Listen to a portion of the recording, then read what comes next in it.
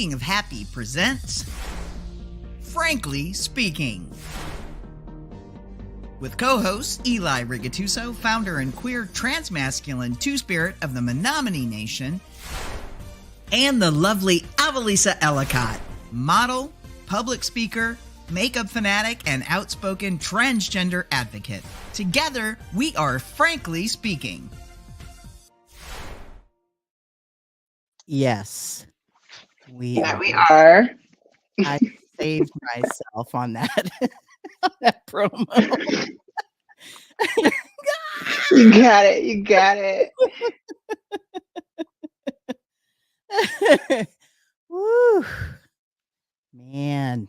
So We were cool. we were talking in the private chat, although in the live comments I shared this.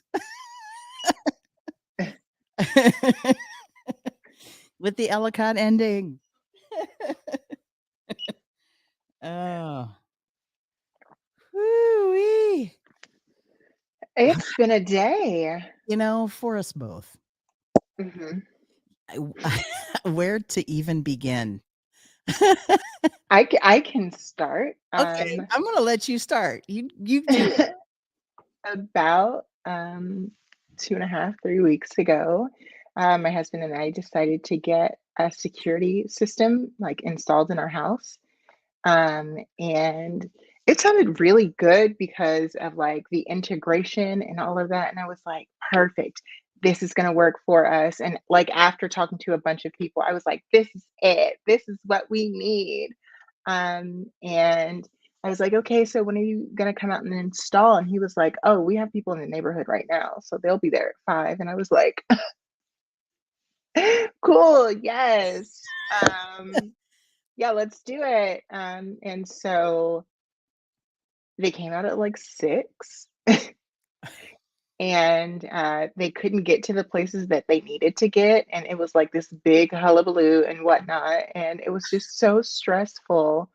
And they were walking around in our attic and the dogs and my husband. And it was just a lot. And so finally they figured out how to get the camera to the backyard. And I was like, oh, finally. Because they were talking about putting wires, visible wires through the house. And I was like, mm-mm.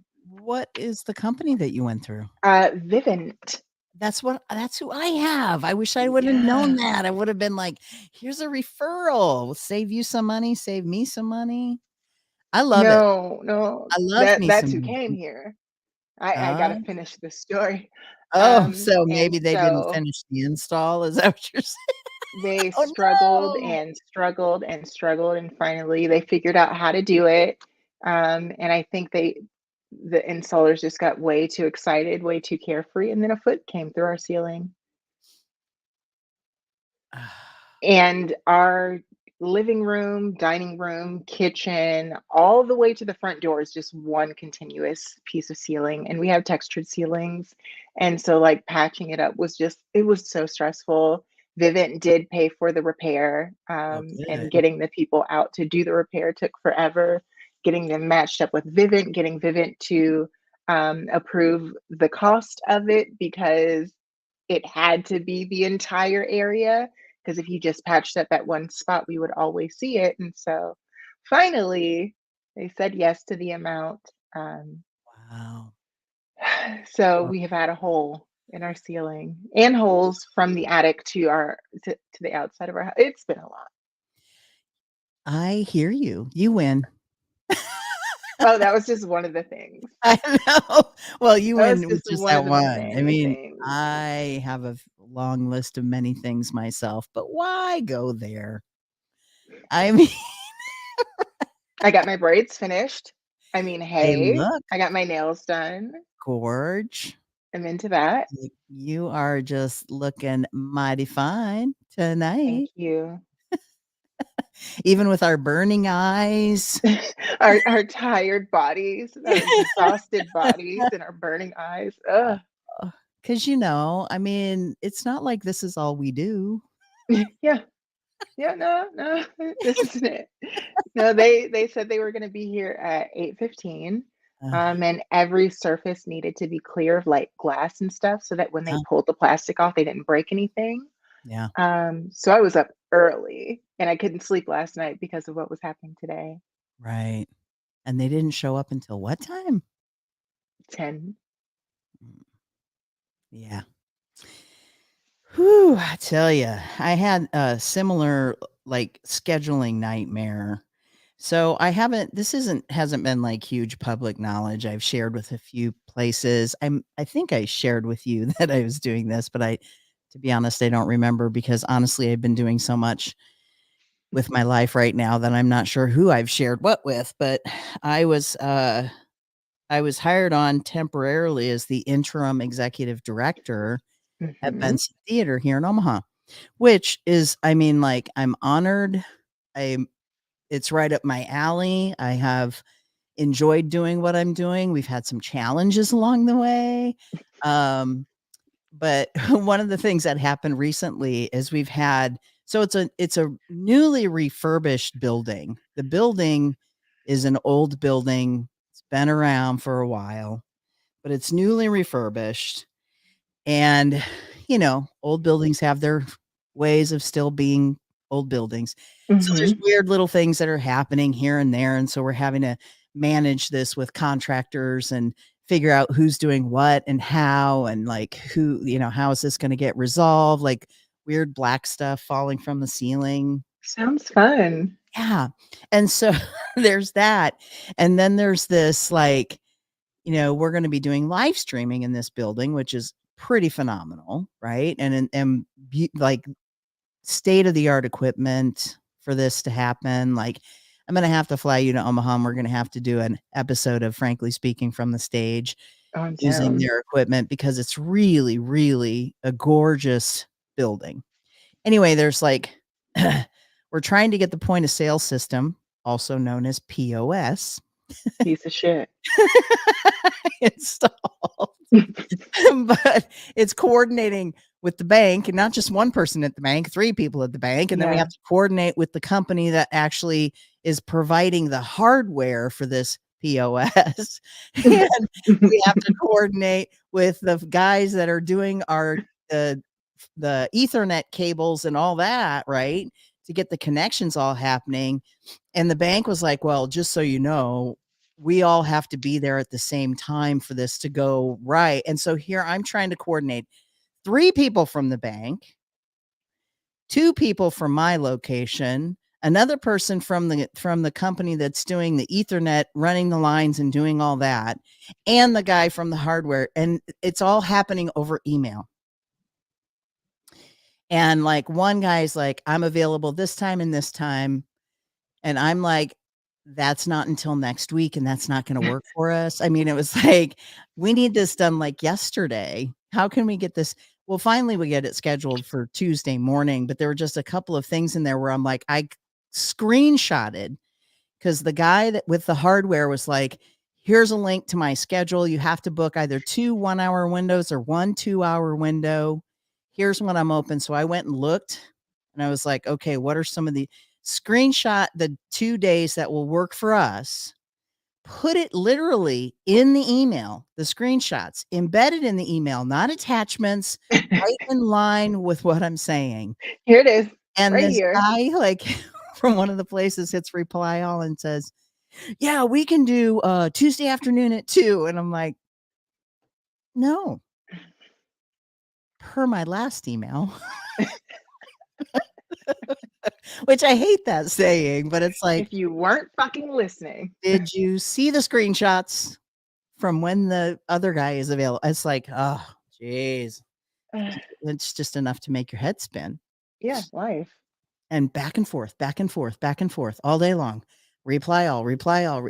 I don't know, you might be 4 or 5 emails behind on this trail on this train, but here's what we need. And that's Mm, that's the worst part when you have to continually repeat yourself because the information wasn't passed over. Like, one of my biggest pet peeves is when I am on some type of customer service line and they're like, "Oh, I'm going to transfer you to such mm, and such, and I'm going to fill them in, mm, and then they'll take over from here." And then they're like, "Hi, how can I help you?" mhm. Oh, so let me guess. Rudy McRuderson, who said they were going to fill you in, didn't actually fill you in. So now I have to tell this long story again. Oh, Yes. perfect. This is what I Right. needed. This is So one of the other unknown things or little known things about me is that I used to actually work at the phone company. And I worked at the phone company for 5 years. The first 2.5 years of that, I was on the phones. And our motto literally was the spirit of service in action. And I can't tell you how many times after people had been passed off to this, that, and the other, people cold transferring calls because they didn't want to have to deal with it because they're trying to get their numbers in. And and I'd get these people and I was committed. Like I was like, look, I get it. We're the spirit of service in action. That's me. You can count on me. And here's the thing. I've learned some really great lessons in all of that, in being who I am today and how I handle people. Mhm. Because I think about what's the experience? What's the potential experience for the person on the other end of this line, right? And I do my best to try to be aware of how this is happening for that person. And I try to do that even within work environments, although I'm usually the lone person standing because most people don't think that way. They're only thinking about what's in it for me, Mhm. right? What's in it for me? What's in it for me? This is about me. This is how are you effing me over today? And it's like, I'm actually not. I'm I'm actually trying to help. not actually. I'm actually trying to do the right thing here. But again, we could talk for days about customer service experiences. I've got many. But what I really want to talk about, and I'm ready, like I've been thinking about this for a few days, ever since you said that you had seen a TikTok on this topic.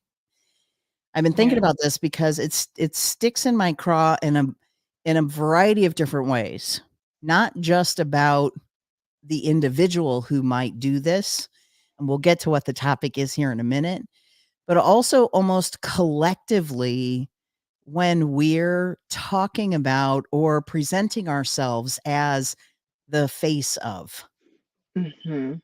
right? And so you and I have we have a very common view when it comes to the work we do. We do a transgender training and we do a transgender experience training.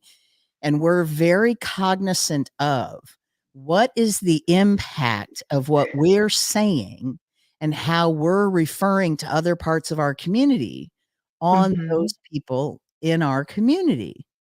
So we're always trying to uplift and be speaking in open and affirming ways for everyone in the community. And we try to model that. But what happens is we have people who are really literally just out to catch the likes and the loves and the follows and whatever accolades are going to come along with that. And it's the whiffies. That's what you used to call them at at the phone company. What's in it for me? Mhm. Right? It's a whiffy is what it's called. And so the topic today that we're going to talk about is detransitioning. Ta-da. Ta-da! Don't I have a although I think it's more of a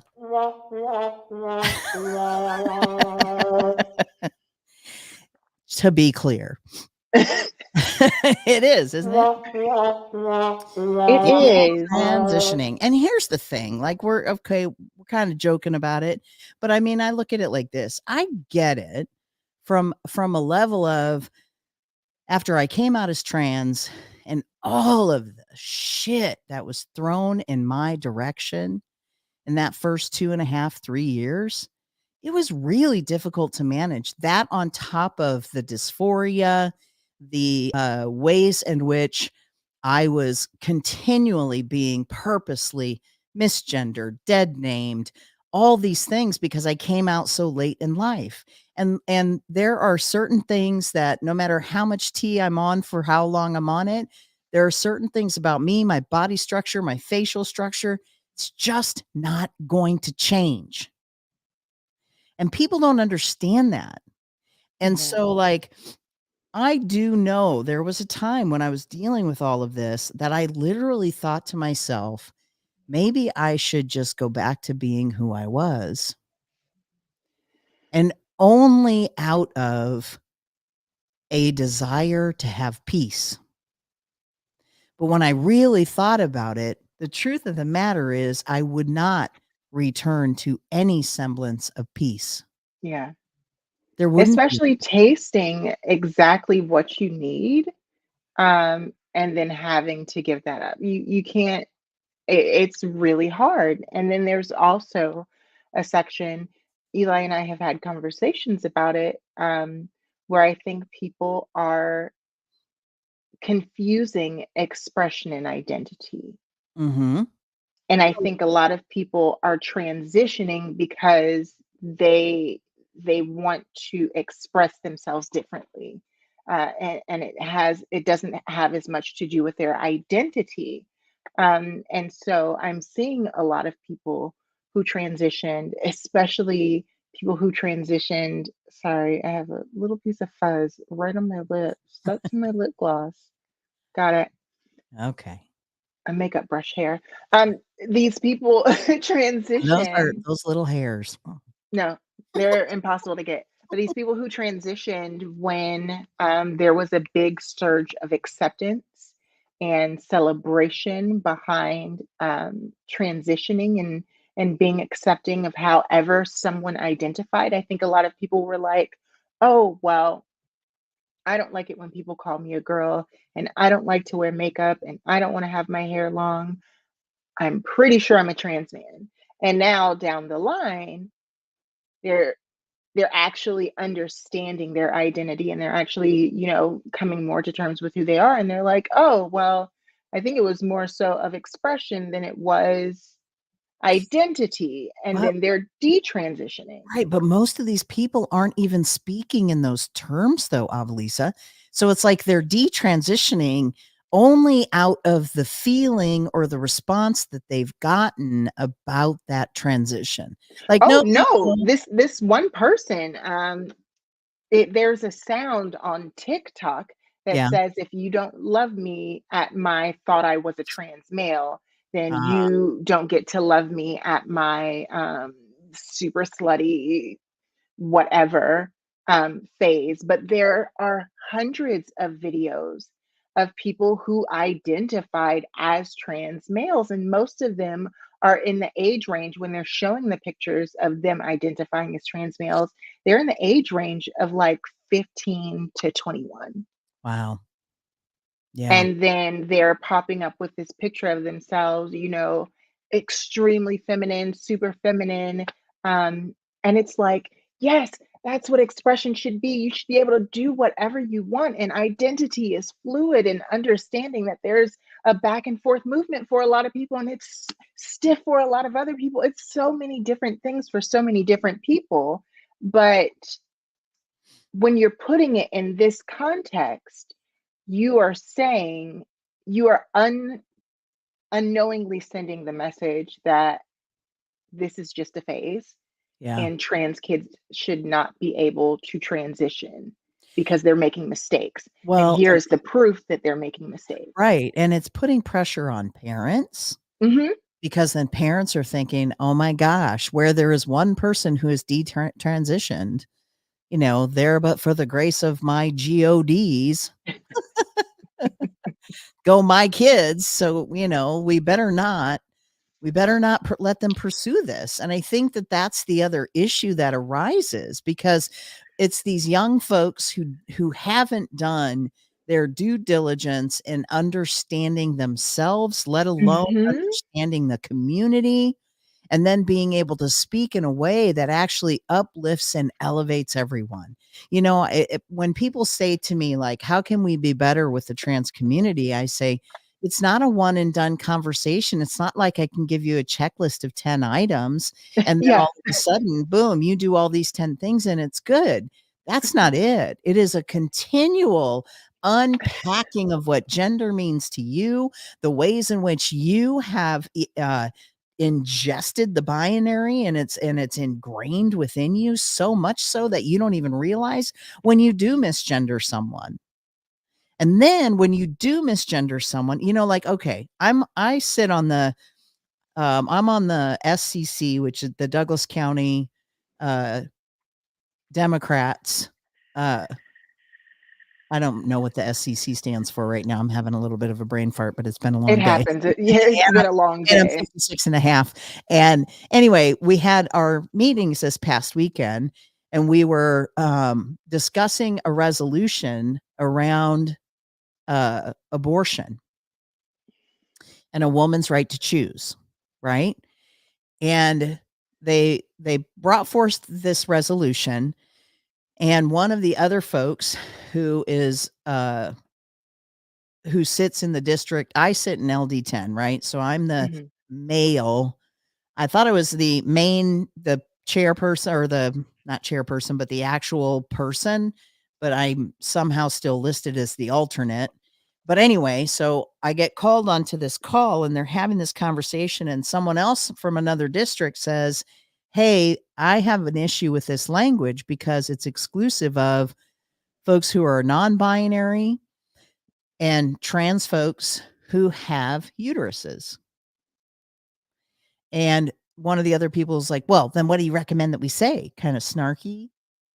And this person was like, "I don't know, a person's right to choose people." And then then the snarky person, who claims now that they weren't being snarky, but like, I'm sorry, you Lies. can just tell. What ended up happening though, this person started laughing. And Oh. I jumped in and I said, "Okay, nope, not cool. Not cool." The laughing, I don't know if it's like an uncomfortable, nervous laughter because we're having this conversation that you're not quite comfortable, not quite sure what it is, but as a trans person, that is not okay with me. When you're having a conversation about transgender and non-binary people and their bodies, I said, you know, I think that the language should be changed. And then I had brought up, I don't know, people with uteruses, because then that's all Yeah, inclusive of that's anybody with a that's uterus. easy. That includes everybody that But has a uterus. somebody brought up, and this was a valid point. I didn't disagree. Somebody brought up, but I'm having a hysterectomy. Does that make Ah. me lose my choice in the matter? And I'm like, you know what? Thank you for bringing that up, because no, it shouldn't. So what about just people of Nebraska? Like, we as people living in this state are standing up for, right? Like, we want to pass this resolution that we as the Democratic Party are standing behind this, that a person's right to choose, basically. Anyway, gets back to me a couple days later that this person who laughed, who I called out on the call, then had told her friend, was talking to a friend of hers who actually also knows me, and says, this person doesn't know me. Because when they tried to apologize and say, "Look, like, I wasn't laughing," I'm like, "You absolutely were laughing. And Mhm. this is not funny to me. It doesn't feel okay to me that." And then another guy brought up this scenario of, well, what happens if a trans woman down the road finally medical science catches up and she's able to get a uterus?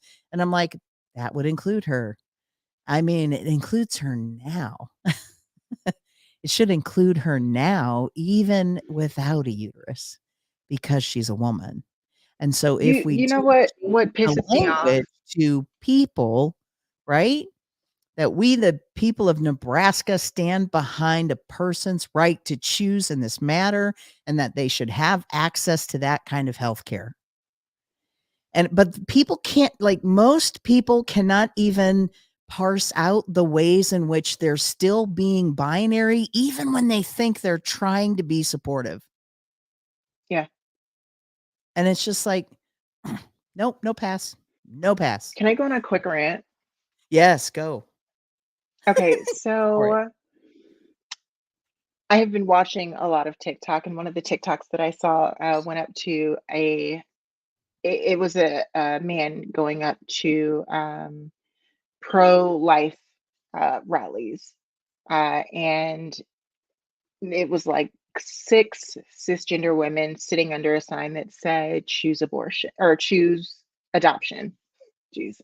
Um, I and mean, we wish they would do that the other way, but okay. and so he said, why adoption? And one of the ladies was like, it's so important, and these are the choices that are out here, and adoption is so beautiful, and it's such an amazing. And he was like, have you adopted? And she said, no, I have 2 children of my own. Mm. 2 children of your. Did you adopt those? No, I had those children. Went to every single person standing under that sign. None of them had adopted. And it's a hypocrisy of saying, oh, this is what you need to do, but I won't do it. The same thing with there was another pro-life rally, and the guy was like, so what are we talking about? And he was like, it's not my body, my choice. That's a living being, and it shouldn't be like that. And he was like, and what about mask laws? And the guy was like, oh, well, my body, my choice works for abortion, right? So it should work for us. And it was like, you're a dumbass. Yeah. You're a big and it's just the hypocrisy behind, everybody trying to gatekeep somebody else's ability to do something. If you want to get COVID and die, cool. Cool. Like Go it for fucking sucks, but cool. You do you. I am Yeah. not going to sneak up on you in the middle of the night and give you a COVID vaccine. Because you get to choose what goes into your body. Yes, a lot of people are dumbasses for saying, I need to know what's in this shot. I need to know exactly, and then going and eating McDonald's and going and eating all of these processed foods and not actually caring. It's not about caring what goes into your body. If you actually care what goes into your body, I understand that. It's about leaning on something else to Yeah. justify what you're doing, something that you don't believe in. Right. Just like that pro-lifer was leaning on, it's a person in there, that's a human. Mhm. That's what he needed to support that claim. But the exact opposite of it was what he needed to support another claim. And Right. it's like, I don't get this. Sorry, I Yeah. needed to say that. Oh, I no, I appreciate that rant because I am, like, right there ranting with you in regard to that. Although my new favorite meme, "If you don't like me, you should get tested. One of the symptoms of COVID is no taste."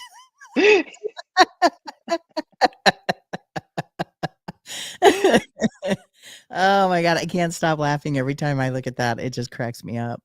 But, that's it. That's, the straw arguments, the false, equivalencies. It's like nobody really is thinking about, and I think it really centers on being self-centered.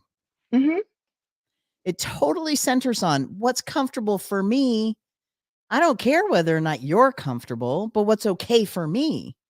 And I should be able to say what's okay for you based on that. And I look at it like I fine. I'm still working from home. I will continue to work from home. I just upgraded my mask to KN95s. And, I don't know if you saw my photo of my speaking of happy branded mask, my green branded mask. But it's like I am thinking about for myself my own health and well-being because I can't Mhm. control anybody else and don't want to control anybody else. I don't want to get sick again because Lord knows I almost died. Yeah. I mean, I don't know why I just said Lord knows, but because I am It's the not same. religious. Because I am not religious. Give all the glory to God. Um, I have a whole rant I could go off on that, but I won't. I'll save. I'm still waiting for us to do the episode on religion. We need some experts in that conversation. But I Yeah. do have a lot of things to say about religion and Yeah, and again, how it's used as a weapon, just like so yeah. many other things. Detransitioning now is used as a weapon against us, those of Yes. us who have chosen, like, I chose to accept myself for who I am and to live my life authentically. That's all I did. I'm not asking you to be trans. I'm not asking you to change your whatever. I'm not telling you you need to be, queer. I'm just telling you this is who I am. I'm sharing and being authentic about who I am. It feels like the people that are like fighting so hard against trans rights and like trans issues, it's like, do you think that after this conversation, I'm going to hold you down and like shoot you full of estrogen? I'm not going to pop a Spyro in your mouth. I'm not going to take you straight to the doctor's office and like, give this man some titties. Like, I don't understand how My how they my like Give it's this man me. some titties. Give this man some titties right now, god damn it. But it's like, this is me living my life. What I do and the things that I say and the education that we do is just to encourage people who feel the same things, who need that support. I am not telling your child to transition. I Right. am not just going into Toys R Us, RIP. I'm not just going into Target and like grabbing random kids and being like, "You're a girl and I know it." Yeah. Like, it's like this No, idea that we are just like, why do they keep shoving it down my? I'm not shoving it down your throat. we're not even shoving it down the throats of the young kiddos and the youth that come to us and say, I think I'm trans. I always ask, tell me more about that. What makes you Yeah, think that? cool. What is that How are for you you? feeling? Yes. Express yourself to me. Tell me what you're feeling. I'll be open ear so that you can just tell somebody and get it out and walk through it and talk through it and see what you're actually feeling. Yes. I'm not taking these children to get on blockers. It's just I don't even recommend that to bizarre. parents. I mean, no doctor in their right mind recommends that to parents for young trans kiddos. They don't go on that until after their first puberty, period. I mean, It's so crazy. puberty, period. Get it? Anyway, for some of us, it's a period. That's one thing that I am thankful about with my transition, that I will never have to experience that. I know there are some trans women who are very envious and would like to experience that part of womanhood. Yeah. However, that's not me. I do not need any of that, and I am so glad that I do not have to deal with the injustice that faces so many women by by taking this health product, this health care, this personal care product, and pricing it at unreasonable amount. Yeah. It's been a long day. Yeah. It's it's been a long day, and I think damn near anything might set me off. Oh,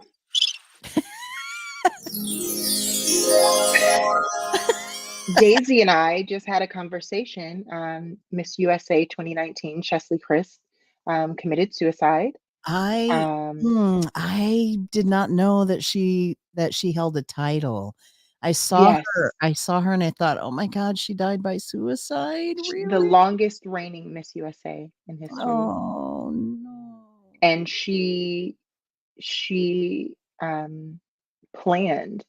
She went through and planned um, jumping out of a building on the 20 something floor to make sure that it was final. And I Um, have been struggling with that because, you know, I sit in a place of hope, whether it's intentional or accidental. I understand that there are a lot of people um, that have and will exist in society that will look at me and be like, "Oh, because of her, I can do it." And to think what that would mean for all of those people if I chose to in my life. If I chose to say, this is too much, I can't do this. Like, what does it mean for them? If mm, I got this far and I couldn't do it, what hope do they have? And wow. so I have just, that's really been taking me out. And I have been struggling emotionally. And, my sister looked up to her and wore her hair natural at Miss Teen USA this past year Yeah, because of that courage that she showed. And so it has just been heartbreaking and mind blowing. And yeah. it's this idea of what society is. And I will not um, discount the things that she's going through. But when you add trans on top of that, Yeah. like all of her intersections of minority, adding trans on top of that, it's just like, Yeah. And fuck. yeah. And that's you know, it's like, it's so difficult because when we do trainings and we have conversations around this topic, you know, always in the forefront of my mind are these folks who really feel like the only option is suicide. And I mean, it is an epidemic. It's an epidemic of massive proportions. The numbers are not going down. No. I believe they're trending up, and I don't need to do any research on that. I just hear about too many people who feel like they don't have any choice anymore. And I understand that feeling because I've felt it a Yeah. few different times in my life. I've just gotten the help that I needed to get myself back on a healthy path and to treat myself better. And, you know, I mean, our minds are a part of our bodies just like our hearts, and we need to do things to take care of it, right? Because we are not superhuman, despite how Yeah, some we're of not us invincible. know. But, That's so sad. I'm sorry to hear I was wondering if that was the case. yeah, I saw Daisy's post on that, and I was just like, "Oh, my heart." I just have been, it's been so hard to say anything because I'm scared. It's just hard. Someone Yeah. brought up the point that she wanted to do a video on it, and she was like, "Oh, well, I'm doing my hair today, so I'll do the video tomorrow, make sure that I have makeup on." And she was like, "That pressure right there, that's the pressure that leads Black women into making these terrible, terrible decisions." And Yeah. like, I know what we talk about it all the time, what I go through to walk out of the house and the pressure of that and the pressure that it puts on me. Yeah. And I know that I am an extremely strong person. And I know that I have been able to make it through all of the hardships that I have been able to make it through because I am a particularly strong person. Um, but automatically identifying every trans person as resilient is heartbreaking because it says those that aren't here. And so to tie it back around, one of the biggest um, pieces of ammunition that people use against us are people who detransition. And Yep. it's hard because I'm not going to say that that person couldn't do it. I'm not going to say that society was too much pressure. I know of people, I personally know people who transitioned from male identified to female identified for drag.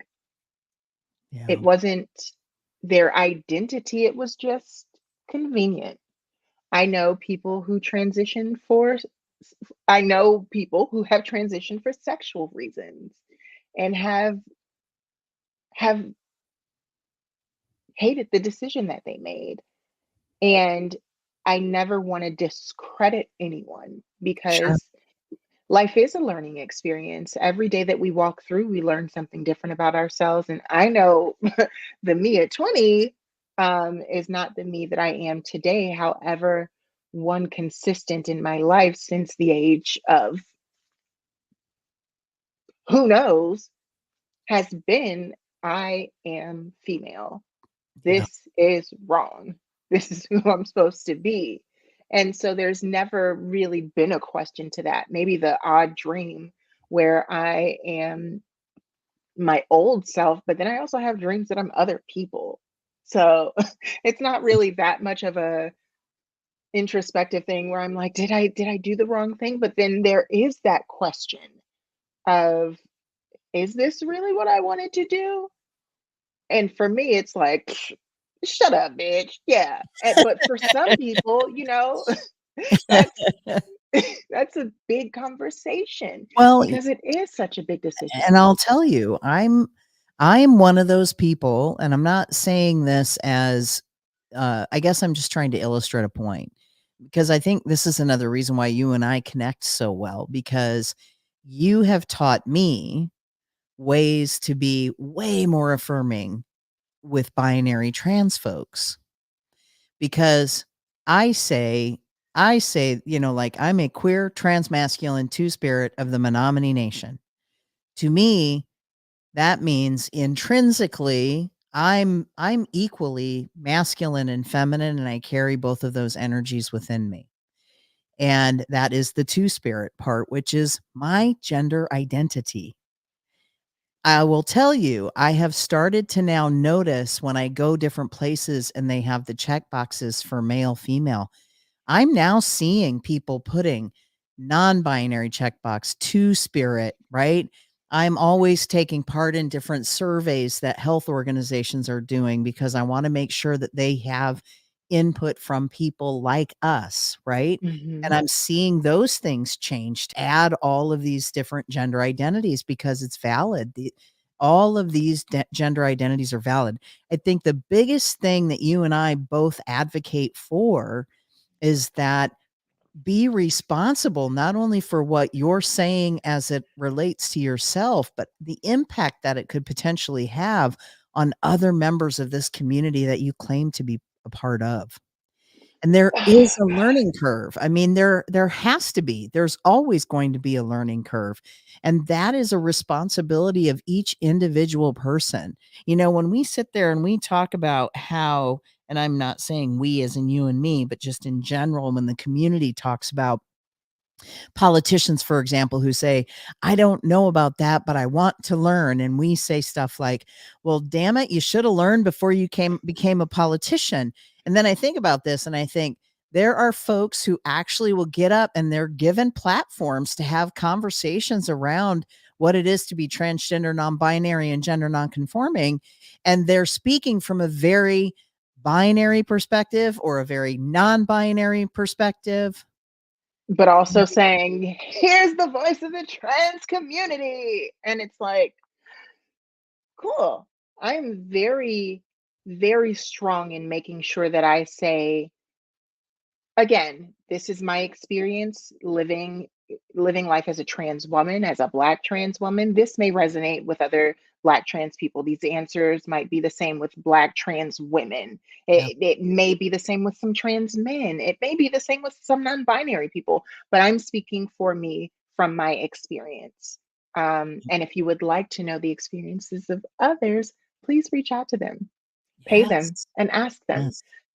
And I think so often people are so triggered by the things, trans people are so triggered by the things that happen to them that they stand up and they know somebody who's gone through it too. And so then they stand up and they say, stop doing this. And it's like, "Uh, stop doing this to me." Because them doing that is what keeps me safe. It's what affirms my gender. Yeah. Yeah. It's like, Yes. get rid of Right. Mr. and ma'am and sir. I mean, I don't really care to be called ma'am, but being called ma'am is extremely affirming to me. Yes, ma'am. Yeah. And I totally get that. Like, I understand that. And there's also that subtle distinction though. Like, I know when people are trying to do their best not to misgender me. And so they say things like, dude, hey man, like, hey, bro. And I have to laugh because I'm like going, man, who are you trying to convince that you understand, my gender identity, me or you? Because it feels very forced. My friend, one of the people on the board of Transgender American Veterans Association, Mhm. I've said it quite a bit today. One of the people on the board, I talk with him all the time, and like it's just in his vocabulary to say dude. And he'll be like, dude, oh, sorry. I'm like, I don't care. Are you gonna care if I call you girl? Like, it's just the way that I speak. If it offends you, let me know. But like, I have Yeah. told you many times, I'm not taking dude personally. You're not saying, sir, man. Uh, you're not Bro, actually bro. you're not calling me a man. You're just saying, dude. I get it. But I also think though, like I get that too. And I mean, I'm fine with my, my drag queen friends saying girl. Like I know it's just an expression and they don't have to, it's the ones who I know don't necessarily register Uh-huh. in their brain that have to go, oh, well, I call everybody girl. And then, like gay men Mm-mm. will say that to me. And I'll be like, I hate it. do you realize that I'm actually a part of this community and have been my entire fucking life? I know what you mean when you say girl. I know that you're But not now it's missundering me. offensive. And now it's offensive because you're making a big deal of it. And FYI, you're using my dead name. It's funny though because I've girled so many people, and it's not just it's not just cis men or trans men. Like I have girled objects, um, Girl. and You it's bump into stuff. oh Girl. girl, sorry, and I'm like, oh my, that's not. Or like I went through a time where I was just embracing the divine feminine goddess power of everything, and everything was she, her, hers. Mm. I'd be like, that table is a she, this carpet is a she, that bed is a she, everything is she. Why? Because I'm she. Can Don't you take it feel personal. And then, the energy of the goddess? for people who would be like, hey, that's offensive, it kind of it touches me somewhere else, I'd be like, oh, cool, got it, not gonna do it. um but it wasn't like, oh man, like I call everything, no. Oh, understood. Why? Right. See? I mean, there's no yeah. Like, I'll call my husband girl, and I'll be like, sorry. It depends on when you're calling him girl. Careful. I'll just walk up to him, like, get some real juicy gossip, and be like, girl, babe, sorry, See? babe. You know what? My best friend, of gosh, I mean, this is like decades ago now. So it would have been when I was in my 20s. He and I waited tables together, my little friend Steven. And I say my little friend because he was shorter than me, but he was very stocky. He worked out, he taught aerobics classes. Like he was your classic buff gay man, right? I love Very it. feminine, very sweet. Like I just loved him. And this was in my high femme days. And so we would frequently like get all dressed up. Here he's this like super handsome, straight passing man. And I was this beautiful drag queen on his arm. But I always said, "Girl, come on, girl." And to Girl, even let's go. girl, I am done with this bar tonight. Because we went out all the time because neither one of us drank. And so we just like, we just connected and that was the way it was. But there was certain language that we had with each other Hmm. and certain ways of acting that we, did with one another that it was just natural, and it's always been that way. Like, even I went to New York City, I think this was before I started my transition, and I can't even remember what I went there for now that I think about it, but I got to spend some time with him, and we just literally, you know, zip right back into this time when we were waiting tables. All the silly things that we used to do to, to like just pass the time and get through these busy shifts because we were working in one of the busiest restaurants in Omaha at the time. And it was just like, we just, you just kind of get right. Like with those friends, you just kind of Hmm. click no matter how long you've been apart. And you just kind of, you know, fall back Yeah. to all the ways in which you were with one another. Me and That's my what best we friend do. had a falling out for like 4 years. We didn't talk to each other. Mm. And then I found out um, she was in the hospital, and there was just no question. I just showed up. Her sister told me, and I just showed up. Mm. And we had the conversation about it, and we talked about growth and things like that, but immediately just jumped exact right back into where we were. We'll have little falling outs every now and again where we disagree with each other and really don't feel like having a conversation about it, and then just call each other and be like, girl, guess what? Right. I mean, but those are like those real lifelong, Hmm. decades old friendships where there's this ebb and flow. Yeah, I have this other friend that actually I've known since the early 90s, and we have that same kind of ebb and flow thing. And it's not like I don't think we've ever gotten to a fight and then not talk to one another. We mostly just joke around a lot, so like we just have a good time. And so whenever they happen to be in Omaha, they'll be like, "Hey, I'm gonna be in town," but they know like everybody in the world in Omaha, and so they're always busy connecting with their old friends. And they'll like slip me in for like a lunch or or a quick coffee in the morning or something. And we will literally just sit and laugh about just all kinds of stuff or share stories about what we're experiencing today. And one of the things that was really interesting is shortly after I came out as trans, they were sharing with me that, believe that this is who I am. And they were saying, and I applaud you because I'm not sure I could actually transition at this point in my life Hmm. because they're right around the same age.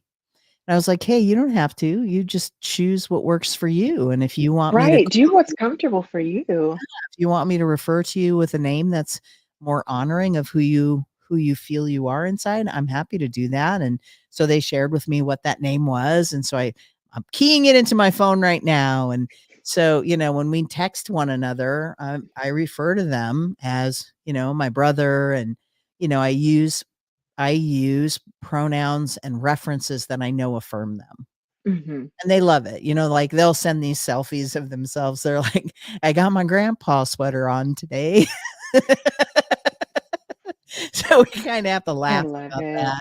Or I they're like, "I got my hair cut finally in a way that I wanted to," and they send it over, and I'm like, "Hey, dude, that looks awesome. You look I very think handsome today." one of my greatest joys in life is, and it's so like silly, but like one of my greatest joys in life is affirming people who don't feel comfortable transitioning. Yeah, in ways that are safe for them. Yeah. Yeah. You send me the picture and you're wearing the dress, and it's like, oh, you look so Mhm. beautiful. And, just that alone, like knowing that it makes them feel good. Like, yeah, I could be that gatekeeping bitch and be like, you don't get, but no, I'd rather just, "Listen, make honey, other you're a people feel better. cross-dresser. You're not really trans if you're only wearing dresses in your You're house. a part-time woman. You're a part-time." What did we used to say? I was such a bitch back in the day, but like, um, it would be the I don't I'm guessing, oh geez, I'm trying to figure out the best way to word this without being terrible again. Um, it was the people who lived life as male, Mm, um, but would come out to the clubs as female, not okay. necessarily drag queens, Ah, but they would just get dressed up and come out to the clubs. right. And we used to call them weekend warriors. Well, that's better than some things you could call 'em. Yeah, no, it could have been much worse, but we'd be like, The "Girl, weekend quit warrior. telling me how to do this. You are a weekend warrior." I And I totally think if anyone get ever actually felt offended, I think I would have, thought about it differently, but no one ever, I don't know. Maybe it's just because I'm me. Maybe they didn't tell me because I'm me. that could Also, be. You earlier, never you said know. that you were really good friends with your friend in the 90s, and it made me think about, I had to type it in the chat so I could listen to you and not keep thinking about it. Um, I went through a phase, probably like it started maybe like 6 years ago, and probably ended like 3 years ago. I went through a phase, like when you tell somebody, get with the times, Yeah. it's 2022. Let's not do that. Um, Instead of saying it's 2022, I'd be like, it's the 90s. And I don't know why. I don't know why that was so funny to me. Um, but It's the 90s. Get with the times. like, like something would just be wrong. And I'd be like, really? It's the 90s. This is the new world. And people would just be like, it's it's not the 90s. And I'd be like, ah. But you said 90s, and I was like, I have not said it's the 90s in like 3 years. Yeah. But it was so hilarious to me. That is. COVID took it's the 90s away from me. The pandemic took it away. Damn that pandemic. One of the curses of the pandemic. One of the curses of the worst curse of the 90s from pandemic. you. Strip the 90s from you. How unfair. I have, been looking back at the pandemic and the way that it has changed the world, especially 2020. 2020, like, life is moving way too fast. Life is moving way too fast because I still haven't like come to terms with 2020. Yeah. Like, well, we hit May and I was like, whoa, shit. And it just did not stop. It was the worst movie to ever make it into theaters. Like, the plot line made absolutely no sense. They were throwing stuff at the wall and everything stuck. Like, it was terrible. And I haven't been able to process the scale of loss that we experienced as a society, because it's not just, as a country, the pandemic it was the whole world. We now live life differently, and there's no there's no going back to it anywhere in sight. And so it's just like, it's already February in 2022. Like, I'm still struggling to get over June yeah. 2020. Yeah. Well, I mean, okay. So, I don't even want to say this number out loud. So I just popped in statistics for Corona. Guess what the total death toll is worldwide right now? I It says 5.6 million.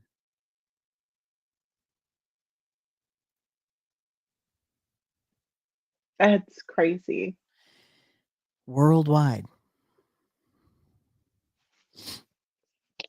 That is unbelievable. Mhm. Wow. From a pandemic, from like one thing, and the complications of this one thing. 5.7 million cases.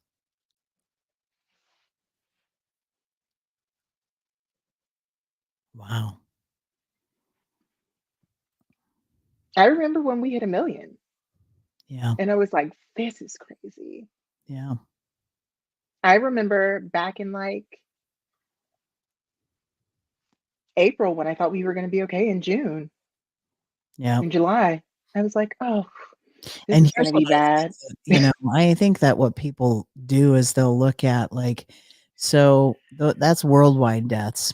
US has 913,924 deaths from COVID, which, I remember when we hit 100,000, everybody thought that was a lot. But again, I mean, we're living in a world where people honestly are, again, arguing the point of wearing a flipping mask. And it's like not caring. I mean, gosh, I'm looking at this. 378 million cases.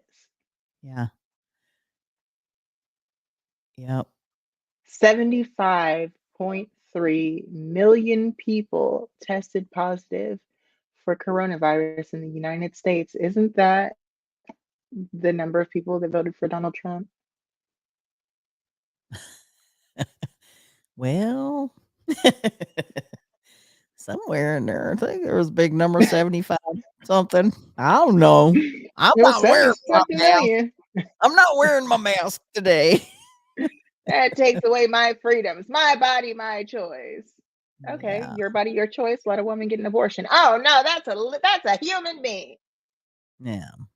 And we're not all human beings. Like, your body, your choice. You don't want to wear a mask, but none of us are human beings. Do you not see how that line of thinking doesn't work no matter how you look at it and no matter how you parse it out? Like, how in the world does anybody get to be so stupid? That's the question. How is stupidity stupidity in How this did you world? manage to get to this point in life? Privilege. Well, yeah, there is that. I mean, there is definitely that. Yeah, but it's not the only one, because there are plenty of people that have absolutely no privilege. I watched again, I've been on TikTok. I watched a TikTok where a Black woman was doing a skit where she played herself, and she played a white woman, and as herself, she said, we struggle together, and the Black community is in this place of intersection. And then as the white woman, she said, well, I have it bad too. I am living in poverty. And the Black girl said, yeah, most, like, the biggest number of people living in poverty is white people. And she was like, exactly, we have the most poverty. And she was like, but in relationship to the percentages, Black people are more at risk for poverty. And she was like, well, well, but white people get killed by the police. Yeah, more white people get killed by the police, but that's because there's more white people in this country. And looking at percentages, it's not even. And she was like, so you experience, as a Black girl, she was like, so you experience all of these negative things. So what we're going to do is we're going to come together and change the system to make it better for everybody, right? And as a white woman, she was like, no, I'm not going to do that, because it's easier for me to identify with the 1% wealthy white people than it is for me to identify with you because you're Black. And I was just like, See, that's really stark, because when we look at how do we build bridges, right, of connection with people, if they're unwilling to get past that, then there is no other conversation to be had at that point, because we're there's so focused on our differences I as a know, society, but and not focused enough on our similarities as Right. human beings. Yes. And I again, have teeth, you have teeth. how do you know My they're heart's fine? pumping, your heart's pumping. How do you know We these both things have are really skin. mine? Hey, we have a And lot not of to things in mention, common. did you know the largest organ of the body is the skin? Yeah, and we both have it. Mhm. We do. Look at those similarities. We Instead are of getting both caught up on, covered. We are covered in skin. we are We covered in skin. That should be enough. Let's be friends. Oh my God, look at you and all that skin. Easy, Mhm. my friend. That's Yeah. that's the new line. And the next new person that I meet, I'll Yeah. let you know how it goes. You have a lot of skin. I have a lot of skin. Let's be friends. Are we twins? Let's be friends. We have so much in common. Were we separated at birth? You're my sister from another mister with all that skin on you. Oh my God, we are now punch drunk. We are both punch drunk, been up since 5. It is now 10:04 p.m. We have had a really lovely conversation with each other. We have. Not a lot of input from the audience, but I've been watching the numbers and we haven't had a lot of people join. But you know what? It's all right. It happens. they can go back and watch it. It'll still be up. Go watch this episode later and then message us and tell us how much you enjoyed it. Hmm Sit in bed, pull Yeah. up solitaire, put this on YouTube, and just giggle. Yes, because there is lots of giggles to be had about all that skin of yours. All of this skin. I have so much skin. Well, hey, look at this. I have to show you something really quick. I was playing around in this little area for branding. They added some music. Listen to this. Right?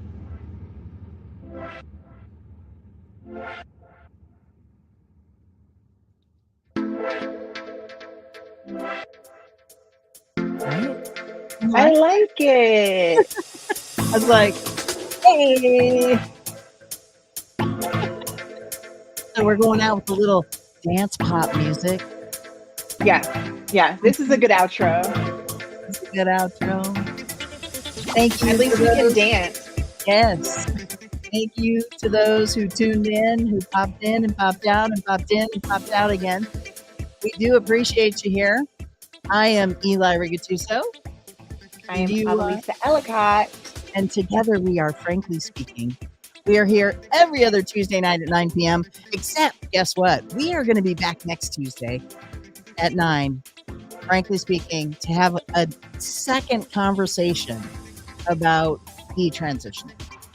So go out, gather your questions, do a little research, check the TikToks. I'm not going to do that myself. Avalisa will do the TikToks. Send me any links, and I'll be happy to share. But we're going to have a continued conversation around detransitioning and the impacts that actually has on us as a community. So thank you to those who did tune in. Avalisa, you know I love you, girl. I love Girl. you too. You know I love you, girl. I know. All right. We'll see you next Tuesday night at 9 Central Standard Time. Bye. Adios.